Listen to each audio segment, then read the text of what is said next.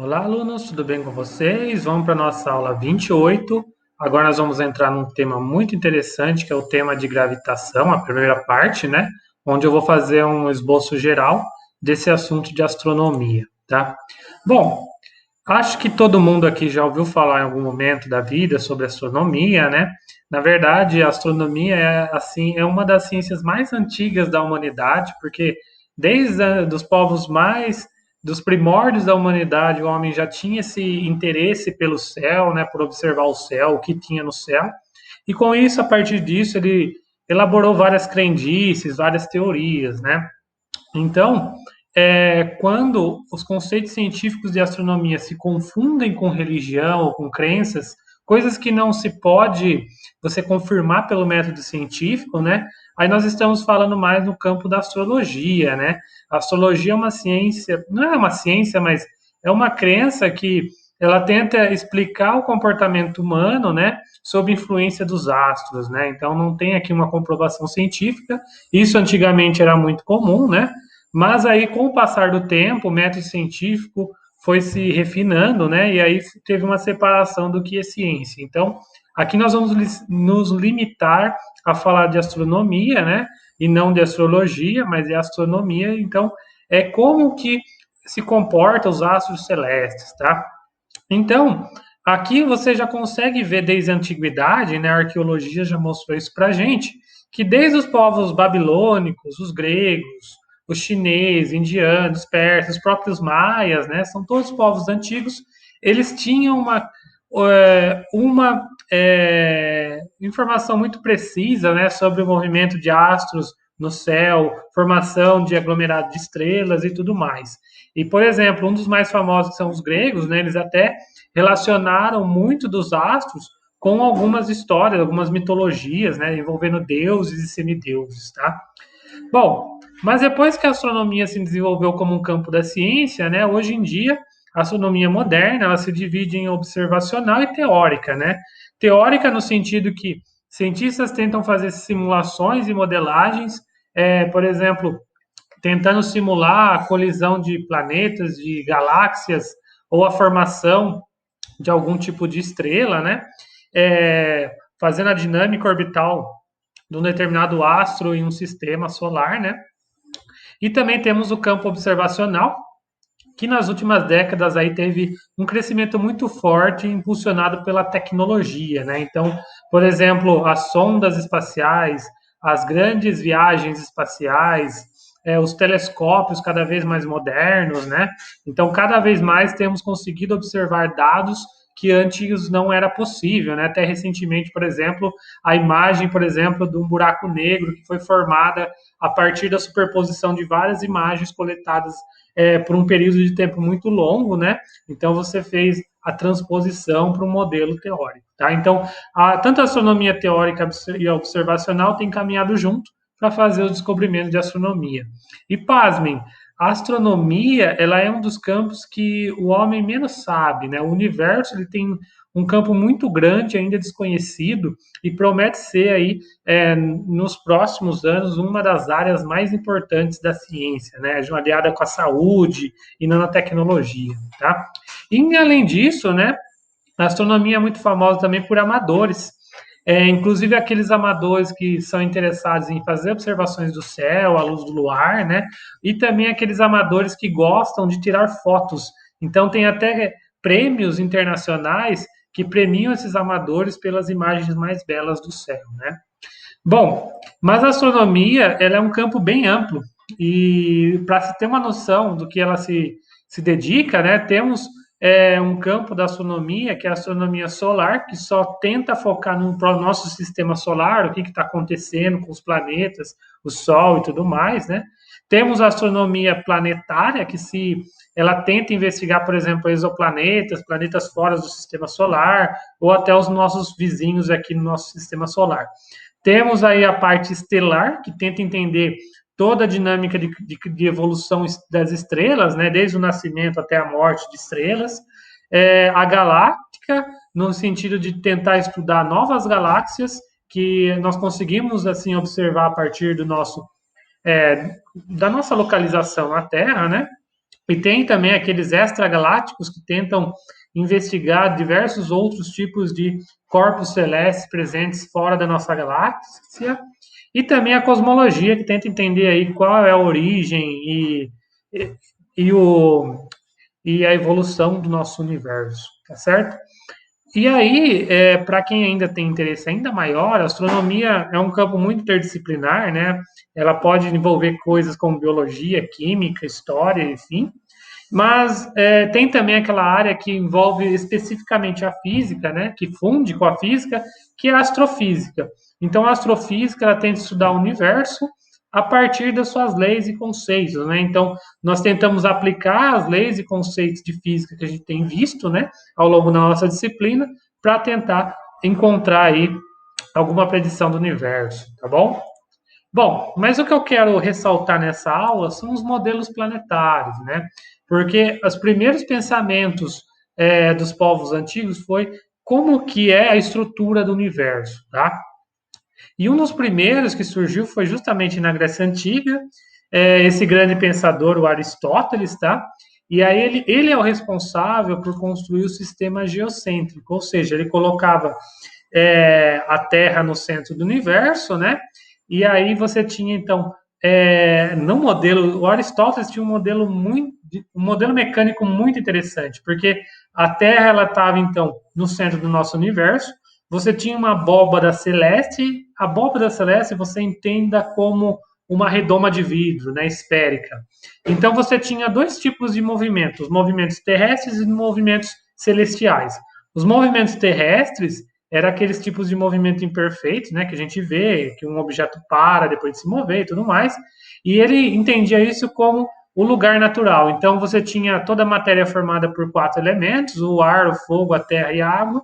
E aí cada elemento ele tentava ir, ir para o seu lugar natural, né? Como o fogo e o ar ir para cima, a terra e a água ir para baixo, né? E aí, dependendo da mistura que você faz da matéria, você vê que os materiais podem subir ou descer, tá? Então, esses eram os movimentos imperfeitos que regiam na Terra. Mas acima da Terra, você tinha os movimentos celestiais, né? Então, sempre com essa ideia de deuses. Então, aqui, eles eram preenchidos por um quinto elemento, que é a quinta essência, né? O éter. E essa ideia do éter, ela ficou ainda permeando as ideias dos cientistas até meados do século XX, tá? Então, esse éter é um ponto muito importante. E aí você tinha, então, os planetas fazendo o movimento circular, porque ele entendia que o movimento circular era o movimento perfeito do objeto, tá bom? Então, todos os objetos celestes, eles eram perfeitos no sentido que eles não tinham nenhum tipo de perfeição, os objetos eram lisos e também faziam, então, esse movimento perfeito circular, é um movimento circular. E nessa época você já sabia quais eram os corpos errantes. Então, por exemplo, os gregos já sabiam da Lua, de Mercúrio, Vênus, Sol, Marte, Júpiter e Saturno, né?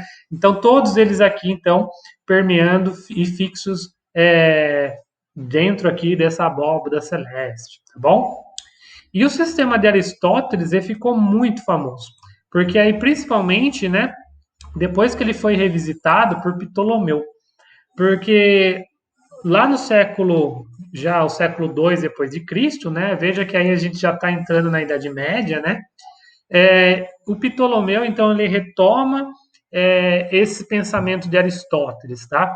E ele acreditava realmente, então, no sistema geocêntrico, com a Terra no centro do universo, né? Só que aí a obra de Ptolomeu ela foi importante porque aí ela justamente ela adaptou para as crenças da Igreja Católica, né? Por que que acontece? Ele publicou um grande tratado, né, que é o famoso Almagesto, e nesse Almagesto ele tentou explicar, né, baseando no modelo de Aristóteles, algumas dificuldades, né, algumas observações que tinham feito. Por exemplo, na época, eles já sabiam que alguns tipos de corpos apresentavam um movimento retrógrado. O que, que é isso? Você vê no movimento do Sol, né, no movimento do céu, né, do objeto, e aí ele voltava, ele aparentemente voltava numa época do ano e depois seguia seu caminho. Esse movimento retrógrado era um problema para o modelo do Aristóteles, porque se você tinha um movimento circular, né, então como que o planeta voltava?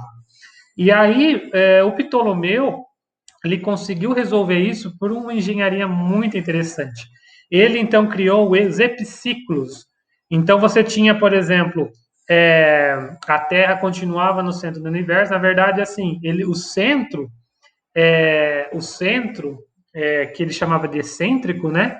Ele era localizado próximo da Terra, não exatamente na Terra, né? Ele fez isso, ele deslocou a Terra um pouquinho para dar conta das observações, né? Que alguns planetas pareciam estar ora mais longe, ora mais perto, tá? Então ele resolve isso, então colocando a Terra próximo do centro do universo. E aí você tinha então os corpos com uma órbita fixa, né, circular. Só que o corpo ele orbitava então em torno dessa órbita. E essa segunda órbita ele chamava de epiciclo. E com os epiciclos então ele conseguia responder o movimento retrógrado de alguns objetos, tá? Então, com isso, ele resolve os problemas de observação da época.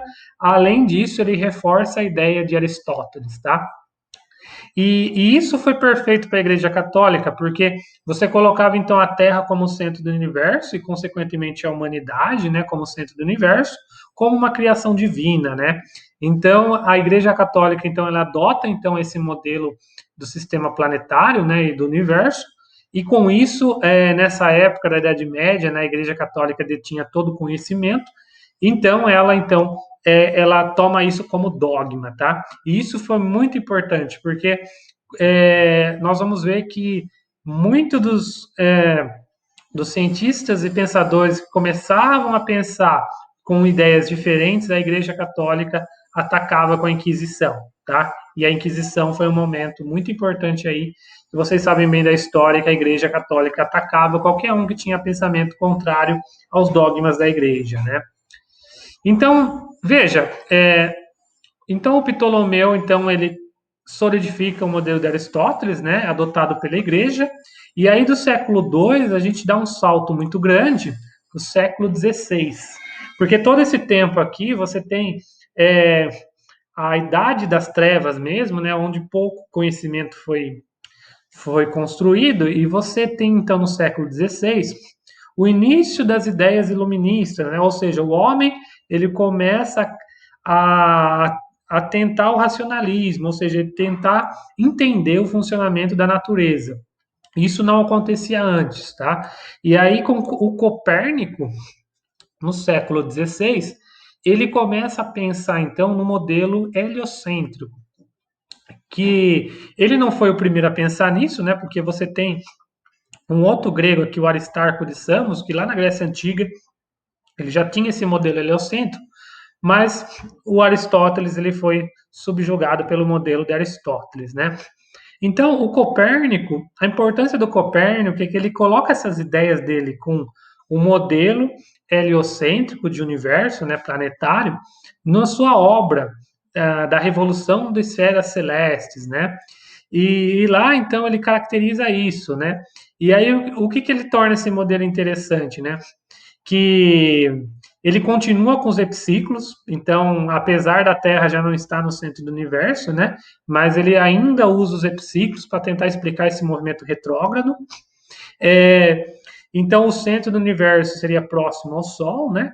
E aí o interessante é que aqui você vê uma das primeiras explicações, né, com relação aos movimentos de rotação e translação da Terra, para explicar e inclusive a inclinação da rotação da Terra em torno do seu eixo, para explicar, por exemplo, as estações do ano, o dia e a noite, enfim, tá?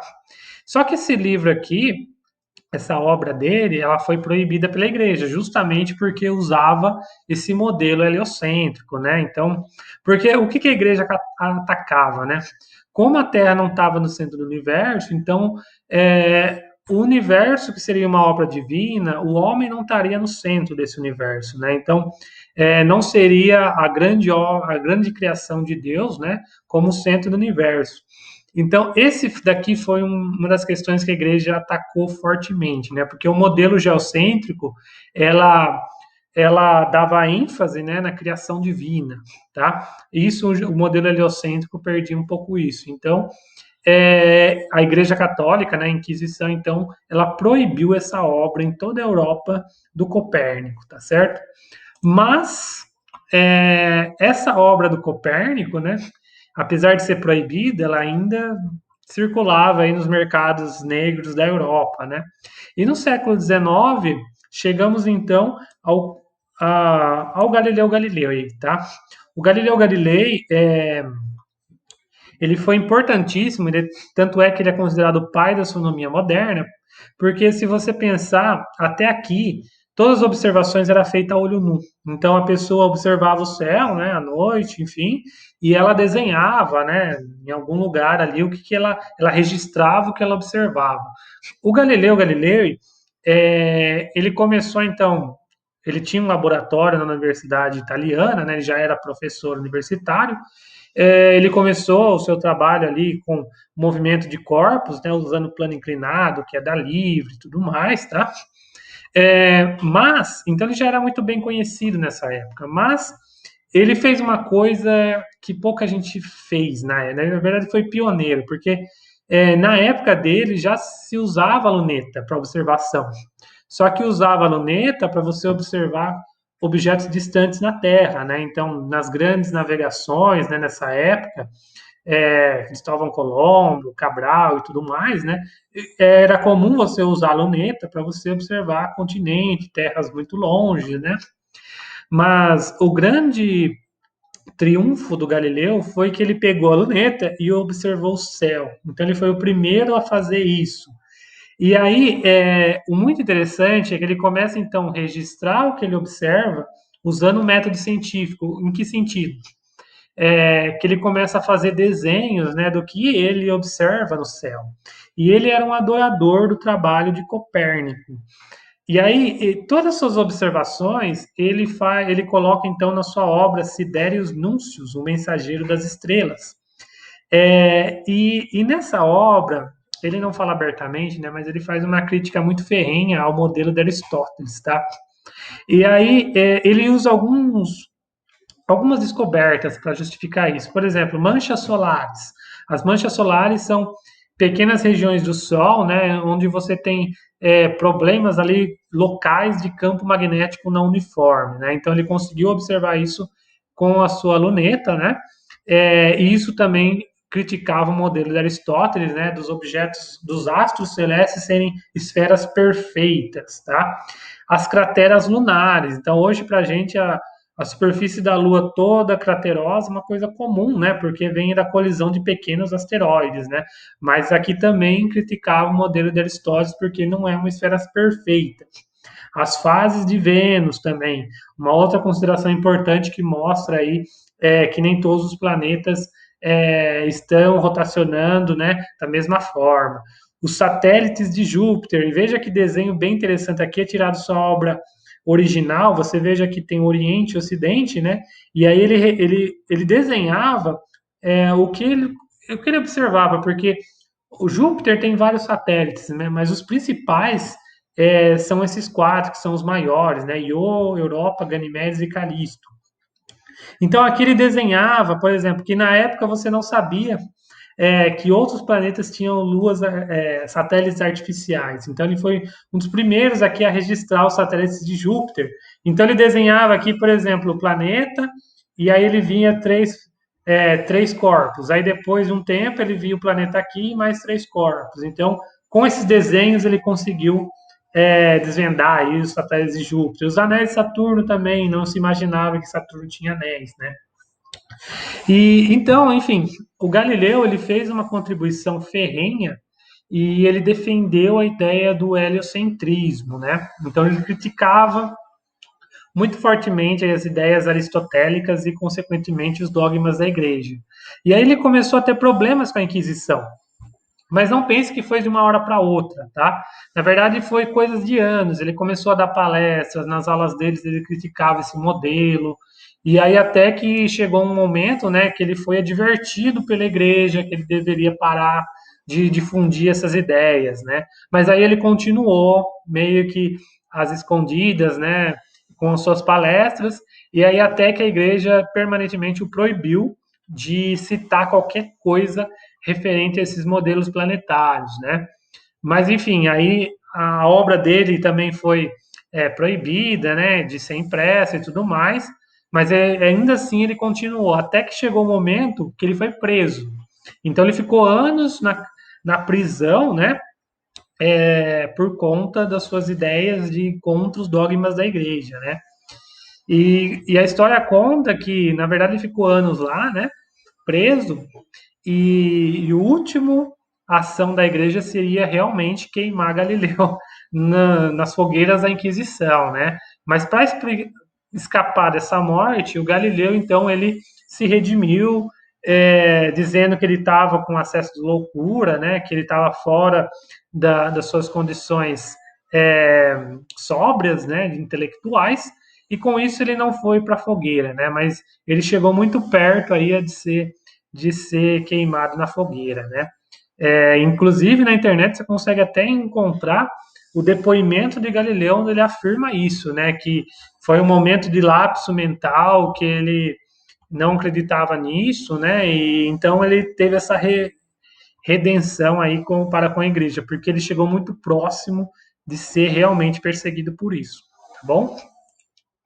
Bom, mas o que sabia na época, então, é que muitas das observações que você via, né, principalmente com essa obra de Galileu, é que cada vez mais o sistema aristotélico geocêntrico estava sendo atacado. Cada vez mais você tinha problemas, né?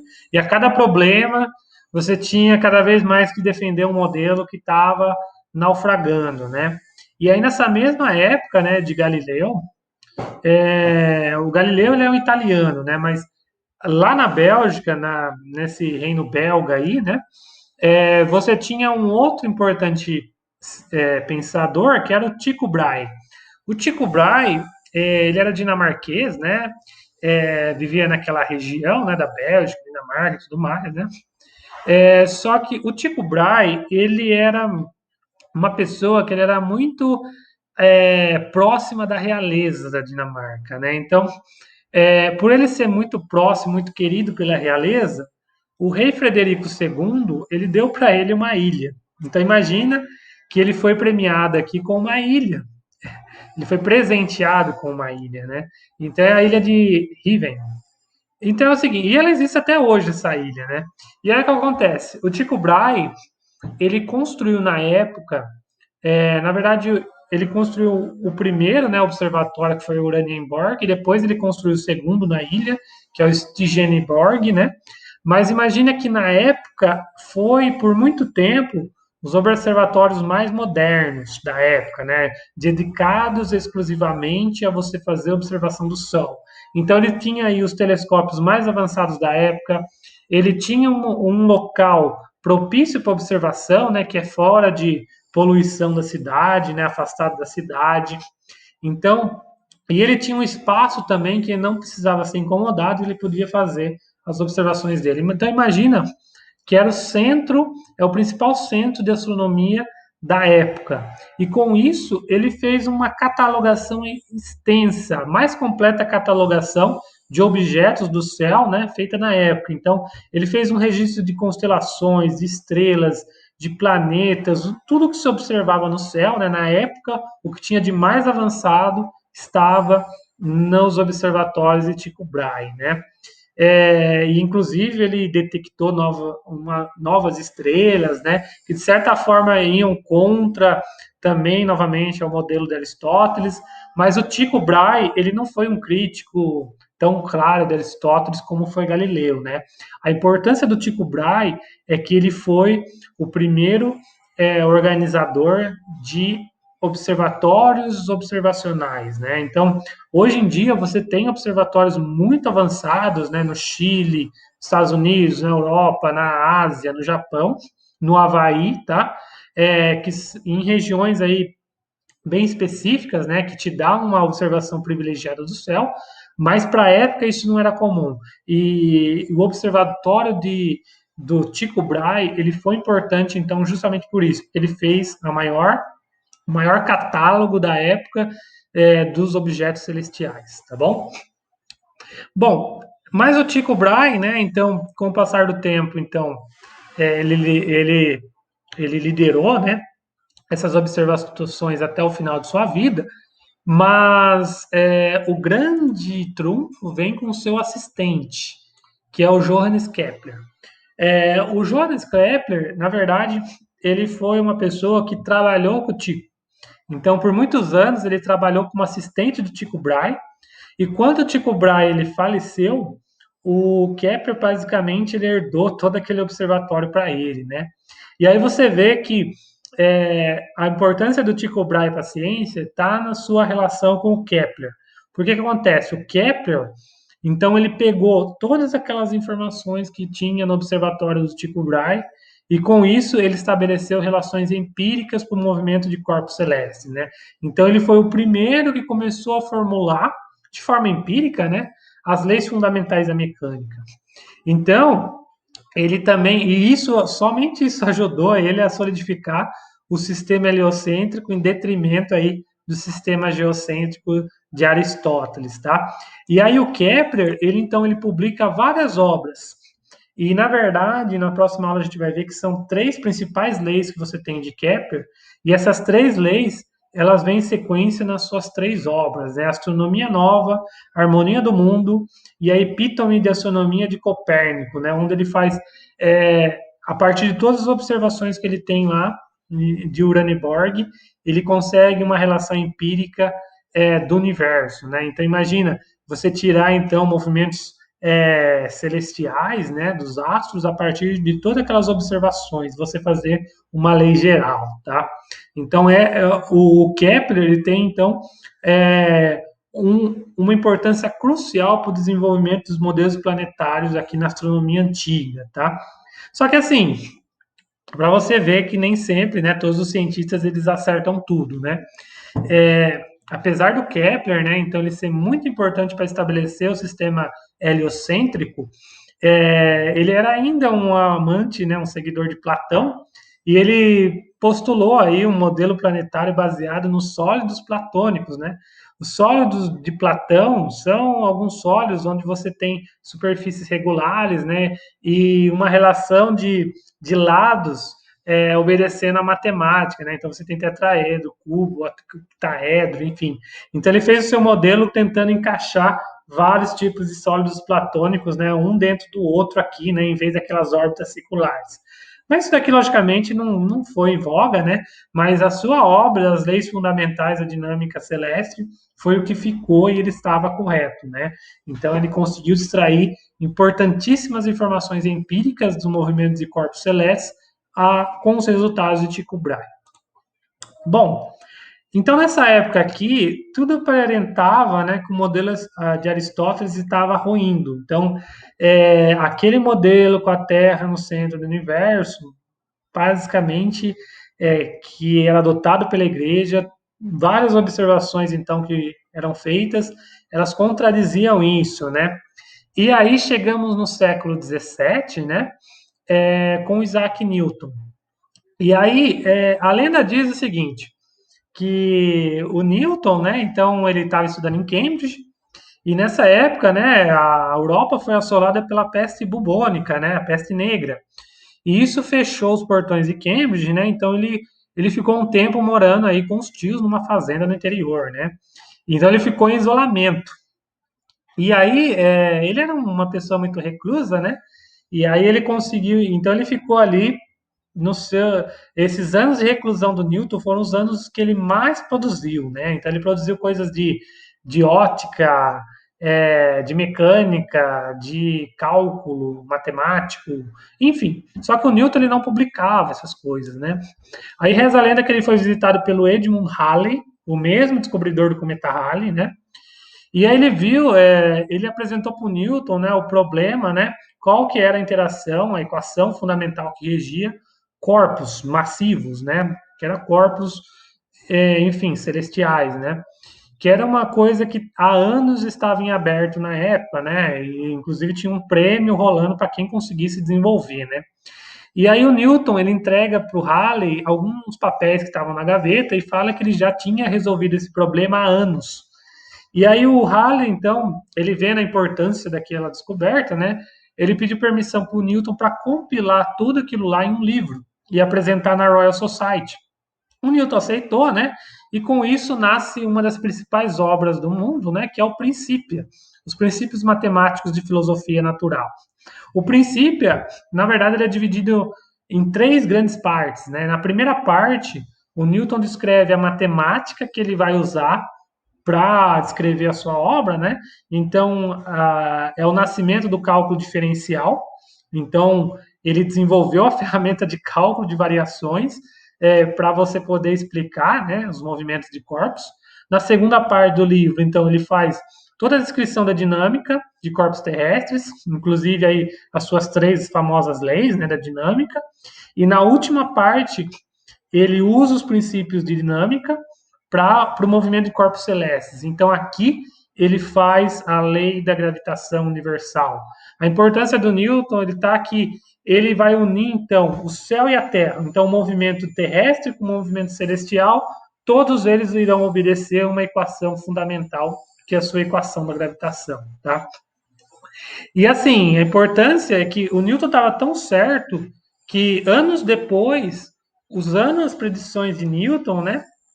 Por exemplo, para corrigir a órbita de Saturno, os cientistas, usando as leis de Newton, previram a existência de um outro planeta. Então, Netuno foi descoberto usando as leis de Newton. E depois a órbita de Netuno foi corrigida com outro corpo celeste que foi a descoberta de Plutão, tá? Então, o Newton foi muito importante. O Newton, na verdade, ele deu a última facada no modelo geocêntrico, né? Então, com a obra de Newton, fica estabelecido, então, o modelo heliocêntrico para o sistema solar, tá bom? E assim, reza a lenda que o Newton começou a pensar nessa questão de gravitação quando ele estava em Cambridge, né, estudando embaixo de uma macieira e a maçã cai em sua cabeça, né? Mas é uma lenda. Enfim, nós nunca não saberemos ao certo se isso daqui é verdade, tá? Mas eu deixo um ponto importante que é o seguinte: o Newton ele foi importante porque ele uniu então o movimento do céu e da Terra. Mas ainda ele não soube explicar uma outra questão que é se essa força de gravitação é uma força a distância ou de contato, né? Ou seja, se o Sol desaparecer, o planeta vai sentir instantaneamente que o Sol desapareceu ou vai levar um tempo, tá? Na verdade, o Newton não conseguiu mesmo explicar isso. Foi um ponto que ele não deu conta, né? Mas nem por isso tira a importância dele, né? O Newton, além não somente da gravitação, mas ele é importantíssimo para várias áreas da matemática e da óptica. E pasmem, o Newton ele pensava em física é, nas suas áreas vagas, porque a principal atividade dele era a alquimia. O Newton, na verdade, era um alquimista. Na grande parte, ele devotava aí, o seu tempo para estudos de alquimia. Nas horas vagas que ele pensava em física. Aí você fica imaginando o que ele teria feito se ele tivesse full time aí pensando em física, tá certo? Bom, então, fica estabelecido então o modelo heliocêntrico, né, do movimento de planetas do nosso sistema solar. E por muito tempo, né, pensou-se que isso daqui estava acabado, né? Então a mecânica, usando os conceitos de Newton, estava totalmente preenchida e acabada. E aí começamos o século XX, né? Com os pensamentos de Albert Einstein, né? Então a gente vai ver um pouquinho mais detalhes em próximas aulas sobre a teoria da relatividade de Einstein, né? Mas só citando rapidamente, na teoria da relatividade geral de Einstein, né? O Einstein ele considera então o espaço e tempo como uma entidade só. Então, na mecânica newtoniana, você tinha o espaço, né, em três dimensões e o tempo como algo independente fluindo naturalmente numa seta do tempo, né, independente de qualquer evento físico. Então, o espaço e tempo eram entidades diferentes. O Einstein ele começa a pensar então como uma coisa só. Então, o espaço-tempo seria uma coisa só, né? E aí o que acontece? Então, na teoria da relatividade geral, naturalmente, o Einstein demonstra, né, com seu princípio de equivalência, que a gravitação, ou seja, a aceleração da gravidade, ela seria um efeito de aceleração do corpus. Ou seja, você conseguiria então reproduzir a gravitação simplesmente por meio da interação que acelerasse algum objeto, tá? E com isso você tem, então, uma teoria bem interessante da curvatura do espaço-tempo. Então, o planeta ele giraria em torno, né, um satélite, enfim, giraria em torno de um outro objeto, não por meio dessa interação gravitacional, mas simplesmente pela curvatura do espaço-tempo provocada pela massa do objeto, tá? E com isso, isso foi comprovado de várias formas.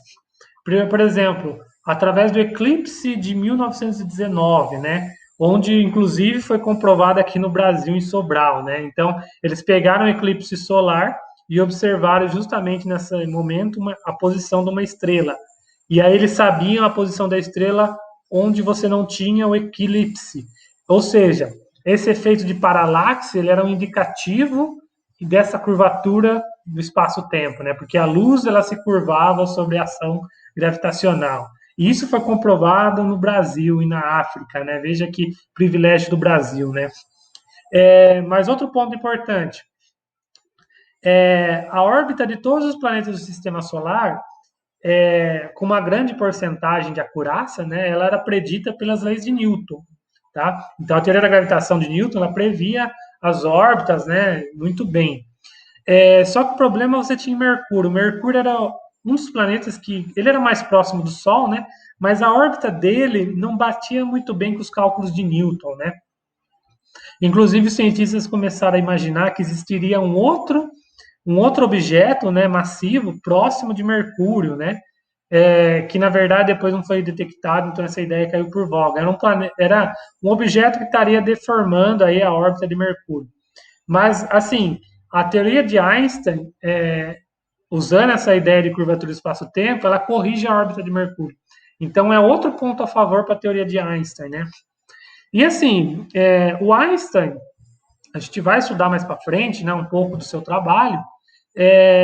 Ele ganhou o Nobel em 1921, mas não foi pela teoria da relatividade, justamente porque a teoria da relatividade ela é uma teoria que está muito à frente do seu tempo, né? Então ele propôs ela em 1905, né? E a restrita e a geral veio um tempo depois, mas pense que ainda hoje, né, recentemente, nós estamos comprovando a teoria de Einstein. Então, por exemplo, buracos negros, que era uma das consequências da teoria de Einstein, foi comprovado lá em meados da década de 60 e 70. Ondas gravitacionais, a gente só conseguiu comprovar agora, recentemente, em 2015. Ou seja, o Einstein, então, ele era um cara que ele viu muito à frente, né? Então ele reformulou toda essa ideia de gravitação, tá bom? Bom, gente, então essa foi um pouco das histórias aí dos modelos planetários, né? Como que se desenvolveu a astronomia do sistema solar, né? E o que nós sabemos hoje, então, é que nosso sistema solar, então, ele é composto pelo Sol, né? Com mais de 90% da massa do nosso sistema solar. Ele é uma bola de gás, né? Basicamente de hélio e neônio, né? Hidrogênio e hélio, desculpa. Em seguida, vem os planetas rochosos ou telúricos, né? Que é Mercúrio, porque ele está mais perto do Sol, né? Vênus, que pasmem, Vênus é o planeta mais quente, não é Mercúrio, porque Vênus ele tem uma camada espessa de atmosfera que ela faz um efeito estufa muito forte. Então, Vênus ela tem uma temperatura bem acima de Mercúrio, né? Aí nós temos a Terra, que é o nosso lar, e depois segue Marte, tá? E aí, entre Marte e Júpiter, nós temos um cinturão de asteroides, né? Que tem aqui vários tipos de objetos, meteoritos e tudo mais que circulam em torno do Sol, né? E depois nós vemos que os planetas gasosos. Esses planetas gasosos eles são muito grandes, mas não entendam que eles são formados por rochas, né? Ou seja, se você cai ali em Júpiter, você não vai cair no chão, porque ele é uma bola de gás enorme. Então, Júpiter, que ele é o maior planeta do sistema solar, né? Ele está aí com aproximadamente, se eu não me engano, uns 2% da massa de todo o sistema solar. Seguindo Saturno, né? Com seus anéis muito bonitos. Urano, que tem alguns anéis também bem pequenos, e Netuno, tá? E aí nós tínhamos Plutão, que era um planeta e foi rebaixado para uma subcategoria, né? E aí, isso eu vou deixar para uma discussão em outro momento, né? O porquê que Plutão foi rebaixado, né? Mas, além de Plutão, nós temos depois um outro cinturão de objetos, que é o cinturão de Kuiper, que também aí separa o nosso sistema solar do nosso sistema extrasolar, né? Que é a nossa galáxia, certo?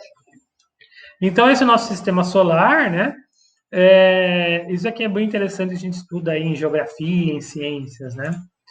Bom, e um outro ponto interessante aqui, ó, eu não vou me aprofundar nesses temas. Astronomia é um tema muito incrível, muito maravilhoso. É uma ciência, né? Se desenvolveu como um campo de ciência, né? Então, tem gente que só pesquisa especializado no nosso sistema solar e aqui de estrelas também isso não foge muito à regra, né? Então, estrelas, a evolução estelar, basicamente ela surge a partir de nebulosas. Nebulosas são massas de gás que estão próximas no universo, né? E elas vão se atraindo os átomos e moléculas através da atração gravitacional.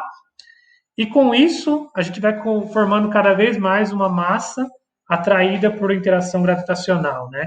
E aí, quando eu tenho uma massa muito grande, essa pressão, né, ela começa a iniciar reações de fusão, ou seja, elementos leves de hidrogênio começam, átomos se juntam e formam hélio, e com isso libera energia. E aí, então, a estrela nada mais é, então, que um grande processo de fusão. E aí, então, a estrela é uma massa de gás muito grande, que aí você tem sempre um controle, né, da gravitação, que está tendendo a colapsar a massa de gás, com a pressão de radiação da radiação emitida pelos processos de fusão, né? E aí as estrelas, ela tem uma vida, porque ela vai então queimando todo, fundindo todo o hidrogênio, formando hélio, depois ela vai formando os outros elementos, né? Carbono, oxigênio, silício, neônio, até ela chegar no final de sua vida, quando ela começa a fundir ferro. E quando ela funde ferro, aí o balanço de energia já não é suficiente, então ela explode, ela colapsa, depois explode, né? Formando uma nova, tá? E aí, a partir da morte de estrelas, por exemplo, que se formam alguns planetas, que se formam outros elementos da tabela periódica. E aí, o interessante é, o que vai surgir a partir da morte de uma estrela, ela depende da massa.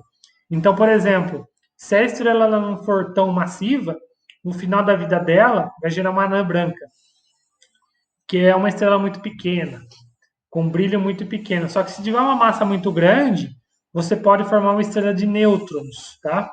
Ou ainda, se tiver uma massa ainda maior, vai gerar um buraco negro, tá bom? Então, é legal que a evolução da estrela, você consegue prever aí, é um processo que leva bilhões de anos, né? Mas você consegue prever qual que vai ser o resultado da morte de estrelas, né? E é bem interessante essa questão dos elementos, porque muitos dos elementos são formados, então, dentro da estrela, e alguns outros elementos se formam durante a nova, né? Ou se for uma estrela muito grande, a supernova, tá? E aí esse balanço de energia muito grande, ele é capaz de sintetizar novos elementos, tá? E aí é bem legal, se vocês quiserem adentrar um pouco, se aprofundar nesse estudo, é que você tem alguns diagramas que relacionam a luminosidade e a massa de estrelas com a vida dela, tá? E aí esse é o famoso diagrama de Hertzsprung-Russell, feito por esses dois aqui cientistas, né, do século XX, na verdade no século XXI, né, 20 para 21. E aí eles conseguiram então fazer toda uma sequência, qual que é a sequência principal das estrelas, o estágio de vida dela, quando que ela vai morrer e o que ela vai se transformar, tá certo? Então fica muito legal aí, quem quiser se interessar, o diagrama de Hertzsprung-Russell. Bom, um outro ponto importante são as constelações, né? A gente ouve bastante, a gente olha para o céu, né, vê bastantes estrelas, mas isso desde os povos antigos eles fazem isso. E aí a constelação, ela é uma área da nossa esfera celeste, né, onde a gente junta algumas estrelas próximas aparentemente, né? E aí a gente consegue então dar um nome para aquela conjunto de estrelas, né? E assim, esse nome, essas constelações, elas têm muito vínculo com os povos que a descobriram, né, e com suas mitologias. Então nós temos constelações que vieram dos gregos, dos romanos, dos chineses, até dos indígenas, eles têm algumas constelações próprias, tá? A União Astronômica Internacional, ela contabiliza aí um total de 88 constelações, tanto no hemisfério norte quanto no hemisfério sul. Algumas a gente só vê aqui no hemisfério sul, outras somente no hemisfério norte. E aí você tem esse mapa estelar, né, onde você pode ver mais ou menos a distribuição das estrelas. Inclusive, como a esfera celeste ela vai girando, né, aparentemente é, do nosso ponto onde nós observamos, esse mapa celeste permite saber qual que é a região, como que vai ser a disposição das estrelas, né, em determinado dia e horário, tá? Então você consegue pesquisar na internet mapas estelares e você consegue saber na sua localização como que vai ser o céu ou como foi o céu em determinado dia e hora, tá certo? Mas constelações também é um campo bem interessante, tanto pela sua mitologia, né, dos nomes das constelações, e também pelas estrelas, porque as estrelas, as mais brilhantes, né, elas vão sendo dados os nomes a partir da sua maior luminosidade para menor. Então, vai sendo a estrela alfa da constelação de Centauro, a beta da constelação de Orion e assim sucessivamente, tá bom? Bom, e aí, gente, ó, como eu falei, astronomia é um tema muito gigante, tá? Aqui a ideia nessa aula é só falar alguns tópicos iniciais. Então, por exemplo, as galáxias, né? Quando você vai falar de cosmologia, a galáxia é um grande sistema ligado gravitacionalmente. Então, tem vários sistemas solares. Quem começou a estudar muito isso foi justamente o Hubble, que ele deu o nome posteriormente ao telescópio Hubble, né? E ele começou, então, a estudar essa relação de estrelas, planetas, nebulosas, corpos celestes, que inclusive até hoje tem se muito investigado, né? E aí o que nós sabemos hoje é que no centro de galáxias provavelmente existe um buraco negro supermassivo que ele vai tentar atrair, né, todo esse conjunto de corpos celestes, tá certo? E o mais importante do Hubble é que ele fez uma classificação de galáxias pelo formato que é usado ainda hoje. Por exemplo, você tem galáxias esféricas, até galáxias espirais ou espirais barradas, né, onde você tem uma pequena barra separando os braços da galáxia, né? E é legal que é, essas divisões tem algumas subdivisões, né, com algumas categorias. Então você consegue então fazer toda uma classificação das galáxias a partir disso. E com isso, essa classificação é importante de Hubble porque você consegue meio que prever quais são as galáxias mais antigas e quais são as galáxias mais novas, tá bom? Outro ponto importante de cosmologia é o advento da matéria escura, né? Porque observou-se, né, esse movimento orbital de algumas estrelas bem próximas ao centro da nossa galáxia, a velocidade, né, de translação delas é bem maior do que a gente consegue conceber pela massa, tá? Ou seja, existe algumas massas ali que não está ali vinculada, que a gente não observa, né? Que quando você joga na lei de gravitação de Newton, né, e teoria de Einstein, você vê que a matéria ela é bem maior do que a massa que você está observando. Então, daí vem, então, um tipo de matéria que não interage com a luz, que é a matéria escura, que ela interage gravitacionalmente, né? Isso é um dos grandes segredos do universo que a gente está descobrindo ainda hoje. A energia escura, então, é ainda pior, porque ela seria uma força de interação repulsiva. Então, a gravitação é uma força atrativa. Então, a energia escura, a gente vê que é um dos grandes uma das coisas que mais tem do universo, porque o universo está se expandindo. Então, é uma explicação do porquê que o universo se expande, tá? E além disso, você tem todas umas teorias que tentam comprovar como que é o nascimento e vai ser a morte do nosso universo, né? Como a teoria do Big Bang.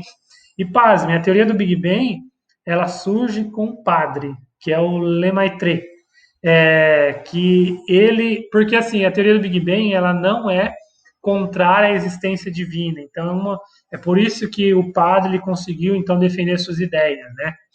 Mas enfim, a teoria do Big Bang ela tem sido comprovada até hoje, tá? inclusive algumas teorias aí do que tenha acontecido nos primeiros segundos, primeiros minutos de formação do universo após o Big Bang, né? E o que tinha antes do Big Bang também é grande fruto de especulação. E a morte do universo, né? Como que o universo vai morrer?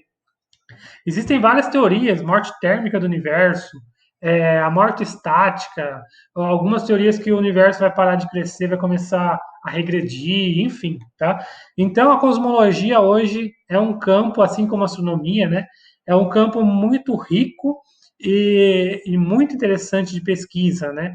Aqui eu só citei alguns tópicos, mas dá para você falar muito além, né? Como a corrida espacial para o homem pisar na Lua, a, as próprias teorias do Hawking, né, do Stephen Hawking, sua contribuição para os buracos negros e tudo mais, tá? Então é um campo muito rico e quem tiver interesse aí pode estar estudando alguns cursos avançados, certo? Pessoal, então é isso. Nessa primeira aula de gravitação, eu só quis dar uma apanhada, uma pincelada geral dos temas de astronomia. Muito obrigado e até a próxima.